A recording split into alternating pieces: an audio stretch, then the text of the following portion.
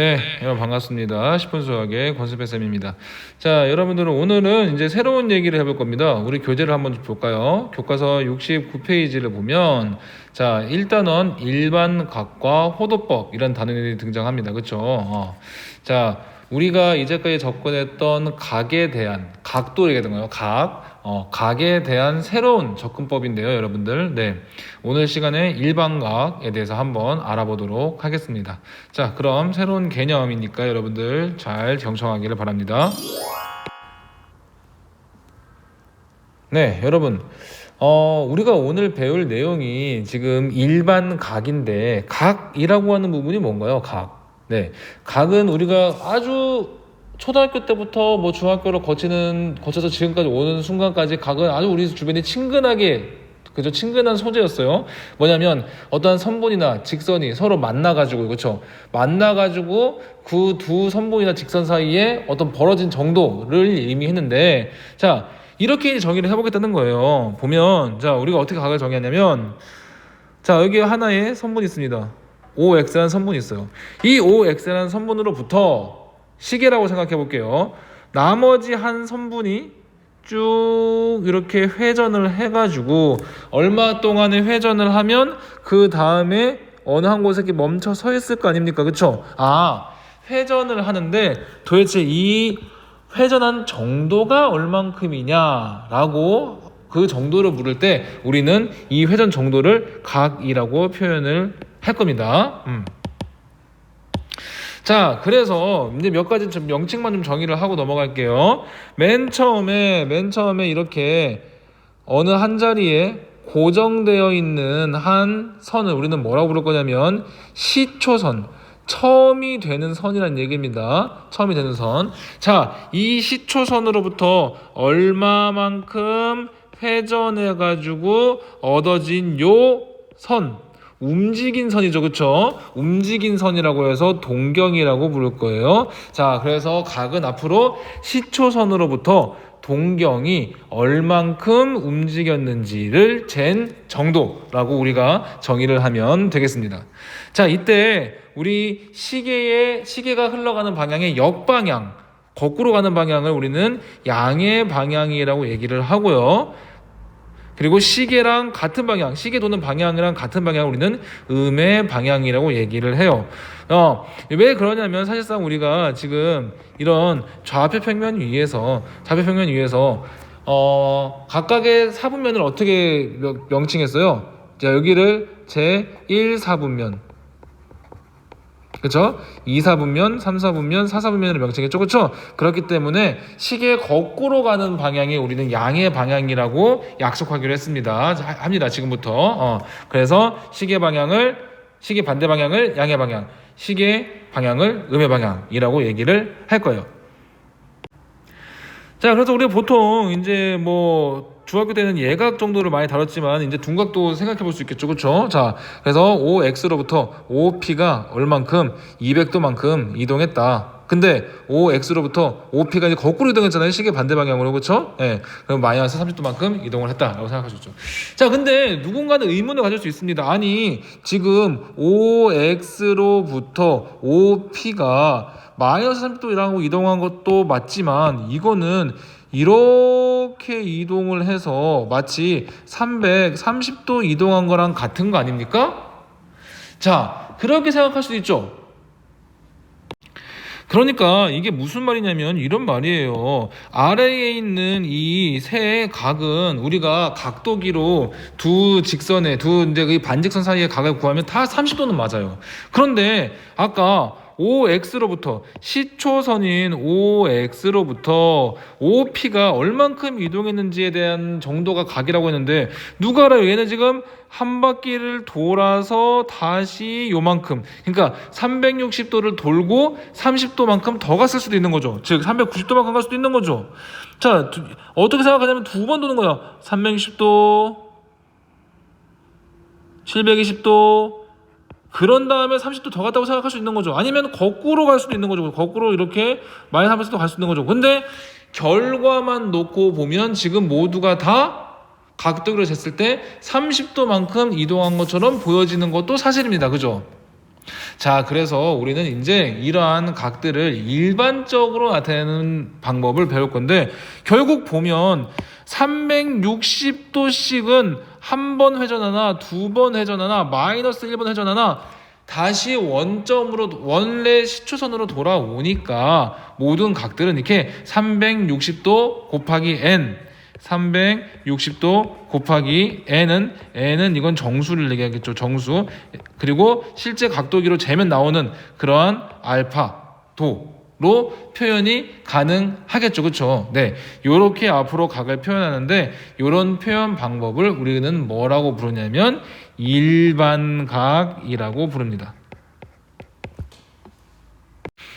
정리를 하면 그런 얘기예요. 결과만 놓고 보면 지금 각도기로 재면 알파도만큼 움직이처럼 보이지만 실제 얘가 처음 위치로부터 어떻게 움직였는지를 보려면 몇 바퀴를 돌고 어떻게 왔는지를 몰라요. 그렇기 때문에 우리는 이 각을 360 곱하기 n, 뭐 n이 1이면 한 바퀴 돈 거고 n이 2면 두 바퀴 돈 거고 n이 마이너스 1이면 거꾸로 한 바퀴 돈 거죠. 그렇죠? 플러스 알파도 라고 표현을 하는데, 이런 표현 방법을 우리는 뭐라 부른다고요? 일반각으로 표현한다 라고 얘기를 한다는 얘기입니다. 자, 그러면 아주 간단한 문제를 하나 풀어보도록 하겠습니다.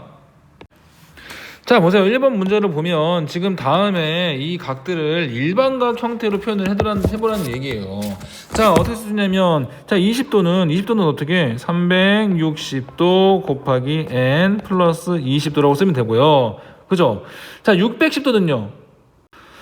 자, 이제 이런 부분을 조금 여러분들이 문제를 해결하다 보면은 이제 외워질 텐데, 한 바퀴 돌면 360도고요. 두 바퀴 돌면 얼마예요? 720도입니다. 세 바퀴 돌면 1080도예요. 맞습니까? 자, 그럼 610은 최종적으로 610은 어느 위치에 있는 거예요? 한 바퀴를 돌아서 360도를 회전한 다음에 얼만큼 더 가면 되는 겁니까? 250도만큼 더 가면 되는 거죠. 그렇죠? 따라서 얘는 360도 곱하기 n 플러스 250도만큼 가면 610도만큼 간 거랑 똑같은 양의 만큼 각이 위치할 거란 얘기예요. 290도는요. 290도는 360 곱하기 n. 그죠? 플러스 얼마 하면 290도 나올까요? 70도만큼 가겠죠. 자, 그게 무슨 얘기냐면 290도는 어떻게 되는 거예요? 마이너스 290도는 지금 290도만큼, 자, 90도 거꾸로 갔습니다. 180도 거꾸로 갔습니다. 270도 거꾸로 갔습니다. 그죠? 그런 다음에 20도 더 가는 위치에 요만큼 있으니까, 그죠?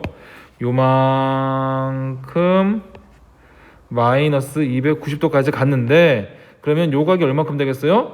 얼마큼 더 가면은 지금 한 바퀴가 돌아지는 거예요? 지금 70도만큼만 더 가면 되는 거죠. 그렇죠?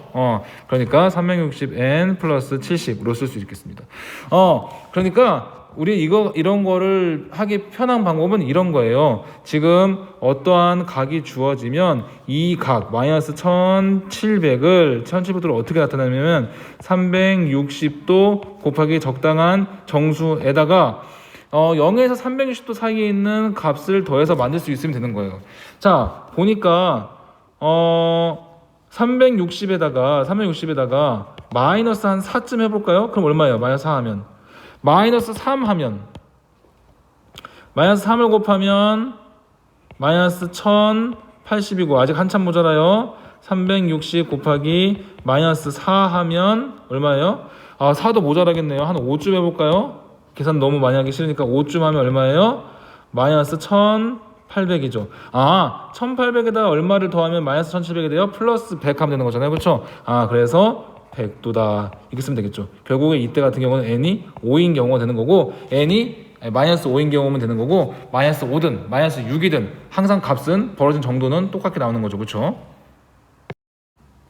자, 그래서 여러분들 지금 이제 어떤 각이 주어지면 이 각이 몇 세부면에 있는지를 얘기를 해볼 건데, 우리가 이건 알아요. 처음에 0도부터 360도라고 하면 1사부면은 어디부터? 0도보다는 크고, 그죠? 각이 세타라고 쓸까요? 각이 0도보다는 크고, 그리고 90도보다는 작은 데는 거 알고 있고, 얘는 90도보다는 크면서 180보다 작은 데는 걸 알 수 있어요. 그렇죠? 얘는 180초가 270 미만, 270 초과 얼마? 360 미만. 자, 그래서 어떠한 각을 일반각으로 고쳤을 때 그 일반각의 범위를 0에서 360도로 정해놓으면 나머지 여기 각들에 대해서는 계속 한 바퀴씩 돌면 원래대로 돌아오는 거니까 요 녀석이 위치한 사분면이 그 각이 위치한 사분면이 되겠죠. 자, 무슨 얘기냐면 지금 문제를 풀어보면 확실히 쉬워요. 자, 그래서 이들이 위치한 지금 사분면을 고르래요. 보면 지금 문제 쉽습니다. 보면 560도는 360도 플러스 200도니까 360도는 얼마예요? 한 바퀴 돌고 200만큼 더 갔대요. 200도가 위치한 곳 어딥니까? 200도가 위치한 곳은요? 200도가 위치한 곳은요? 그렇죠. 제3 사분면이죠. 보면 1180도는 360도 몇 바퀴 돌아야 돼요? 한 바퀴 돌면 360, 두 바퀴 돌면 720, 세 바퀴 돌면 1080 플러스 100이니까 100이 위치한 곳 어딥니까? 요 100이 위치한 곳, 그죠? 제2사분면이죠.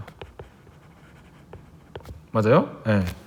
뭐 3번 같은 문제는 뭐 그래프를 그리면은 그림을 그리면 훨씬 쉽고요. 마이너스 25도만큼 거꾸로 간 거니까요, 그렇죠? 자, 얘가 각이 이 선분이 위치한 곳 어디예요? 제 4사분면이죠. 마이너스 310은요? 마이너스 310은 360도를 거꾸로 한 바퀴 돌려보세요. 그럼 원래대로 들어오죠? 거기서 다시 얼마큼 가야지 마이너스 310도 나와요? 플러스 50. 자, 그러니까 결국에는 뭐냐면 이런 얘기예요.